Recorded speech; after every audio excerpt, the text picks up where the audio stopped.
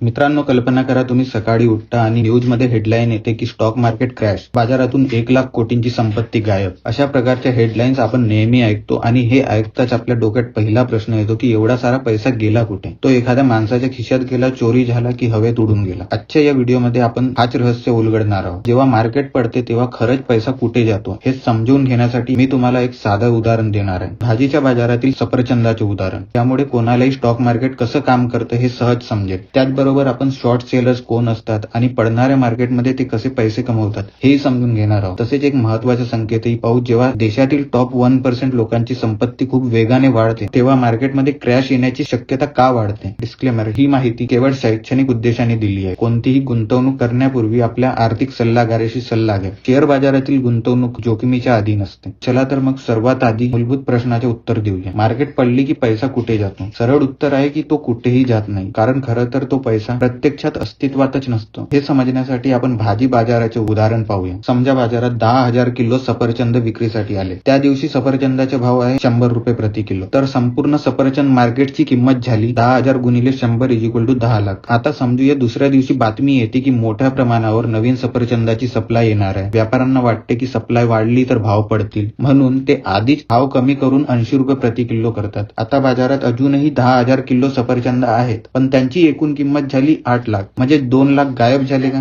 नाही, सफरचंद तेवढेच आहेत. बदल झाला तो फक्त किमतीमध्ये. 100 हा भाव म्हणजे फक्त लोकांची अपेक्षा होती. कोणी त्या भावाने खरेदी करेल. पण जेव्हा लोक 80 पेक्षा जास्त देत नाही तेव्हा 100 ही किंमत प्रत्यक्षात कधीच नव्हती. ती फक्त अंदाज होती. स्टॉक मार्केटमध्येही हेच असतं. शेअरची किंमत म्हणजे कंपनीच्या भविष्यासंबंधी लोकांची अपेक्षा. जेव्हा अपेक्षा कमी होतात तेव्हा किंमत खाली येते आणि त्यामुळे मार्केटमधून पैसा गायब झाला असे म्हणतात. पण प्रत्यक्षात तो पैसा कधी अस्तित्वातच नसतो. तो फक्त कागदावर अंदाज असतो. इथे एक महत्त्वाचा कॉन्सेप्ट आहे: अनरिअलाइज्ड लॉस आणि रिअलाइज्ड लॉस. जर तुमच्या पोर्टफोलिओमध्ये लाल रंग दिसत असेल तर त्याचा अर्थ तुम्ही नुकसान केलं आहे असं नाही. जोपर्यंत तुम्ही शेअर विकत नाही तोपर्यंत ते फक्त कागदावर नुकसानच असतं. हे आणखी सोप्या भाषेत उदाहरण समजून घ्या. समजा एका खोलीत खूप सारे लोक बसले आहेत, पण प्रत्येक हातात महागडे बॅग्स आहेत. अचानक कोणीतरी ओरडतो की आग लागली. घाबरून लोक बॅग्स टाकून पडायला लागतात. काही हुशार लोक मात्र थांबून बघतात की खरंच आग लागली आहे का. त्यांना समजतं की ती फक्त अफवा आहे. मग ते जमिनीवर पडलेले बॅग्स उचलून घेतात. स्टॉक मार्केटमध्येही असंच असतं. जेव्हा लोक घाबरून शेअर्स विकतात तेव्हा हुशार गुंतवणूकदार ते स्वस्तात खरेदी करतात. आता आपण शॉर्ट सेलिंग समजून घेऊया. शॉर्ट सेलिंग म्हणजे मार्केट पडेल असा अंदाज लावून त्यातून पैसे कमवणे. समजा तुमचा एक मित्र सफरचंद 100 रुपये प्रति किलो विकतो. तुम्ही त्याकडून 1000 किलो सफरचंद उधार घेता आणि लगेच मार्केटमध्ये 100 ला विकता. तुमच्याकडे आले 1 लाख रुपये. नंतर भाव 80 झाला आणि तुम्ही 1000 किलो सफरचंद 80,000ला परत विकत घेता आणि मित्राला परत देता. तुमचा नफा झाला 20,000चा. यालाच म्हणतात शॉर्ट सेलिंग. पण यात धोका मोठा असतो, कारण एखादी वस्तू जास्तीत जास्त शून्यापर्यंत जाऊ शकते, पण किंमत वर कितीही जाऊ शकते. त्यामुळे शॉर्ट सेलिंग मध्ये नुकसान अमर्यादित असू शकते. आता एक महत्त्वाचा प्रश्न: टॉप 1% वेल्थ फॅक्टर. एका रिसर्चमध्ये दिसून आलं की जेव्हा एखाद्या देशातील टॉप 1% लोकांची संपत्ती खूप वेगाने वाढते तेव्हा आर्थिक संकटाची शक्यता वाढते. कारण श्रीमंत लोक त्यांचा पैसा खऱ्या अर्थव्यवस्थेत खर्च न करता स्टॉक्स आणि रिअल इस्टेट यांसारख्या ऍसेटमध्ये गुंतवतात. त्यामुळे ऍसेट बबल तयार होतो. हा बबल फुटला की मार्केटमध्ये मोठा क्रॅश येतो. इतिहासात आपण अनेकदा हे पाहिलं आहे. 1929च्या ग्रेट डिप्रेशन, 2008च्या आर्थिक संकट आणि कोविड नंतरच्या क्रॅश. पण एक गोष्ट लक्षात घ्या: प्रत्येक क्रॅश नंतर मार्केट पुन्हा वर जातं. मार्केट वर जाताना हळूहळू वाढते, पण खाली येताना खूप वेगाने पडते. याचे कारण असतं मार्जिन कॉल आणि फोर्स सेलिंग. जेव्हा लोक उधार घेतलेल्या पैशांनी गुंतवणूक करतात आणि मार्केट खाली येते तेव्हा ब्रोकर त्यांना शेअर्स विकायला भाग पाडतात. त्यामुळे एक डॉमिनो इफेक्ट तयार होतो आणि मार्केट जलद गतीने खाली येतो. पण याच वेळी शॉर्ट सेलर्स त्यांचे प्रॉफिट बुक करण्यासाठी खरेदी करतात आणि मार्केटला सपोर्ट मिळतो. म्हणून निष्कर्ष असा आहे की मार्केट क्रॅश झाल्यावर घाबरून विकू नका, कारण दीर्घकालीन गुंतवणूकदारांसाठी क्रॅश ही संधी असते. स्वस्तात चांगले शेअर्स मिळवण्याची वेळ असते. आजही जगातील महान गुंतवणूकदार वॉरेन बफेट मोठ्या प्रमाणात कॅश ठेवून बसले आहेत आणि मार्केट खाली येण्याची वाट पाहतात, जेणेकरून ते स्वस्तात गुंतवणूक करू शकतील. जर तुम्ही SIP करत असाल तर ती कधीही थांबवू नका, कारण मार्केट खाली आल्यावर त्याच पैशात जास्त युनिट मिळतात, म्हणजे भविष्यात नफा होण्याची शक्यता वाढते. शेवटी लक्षात ठेवा, क्रॅश म्हणजे शेवट नाही, तर नवीन संधीची सुरुवात असते. पॅनिकमध्ये विकणारे नुकसान करतात आणि संयम ठेवून खरेदी करणारे खरे पैसे कमवतात. So thanks for watching this video. Please like, share, subscribe. This is Ashish over.